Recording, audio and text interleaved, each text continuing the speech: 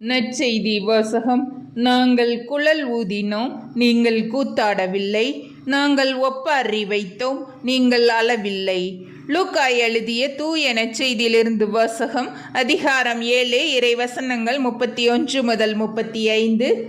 அக்காலத்தில் இயேசு, இத்தலைமுறையின் மக்களை யாருக்கு ஒப்பிடுவேன்? இவர்கள் யாருக்கு ஒப்பானவர்கள்?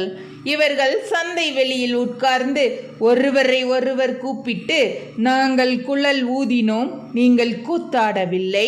நாங்கள் ஒப்பாரி வைத்தோம், நீங்கள் அளவில்லை என்று கூறி விளையாடும் சிறு பிள்ளைகளுக்கு ஒப்பானவர்கள்.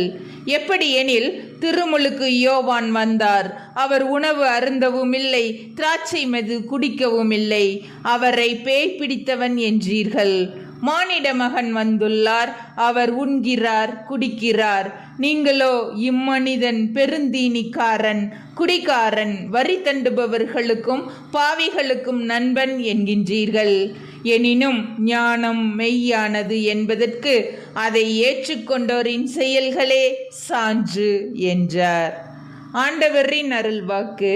கிறிஸ்துவே உமக்கு புகழ்.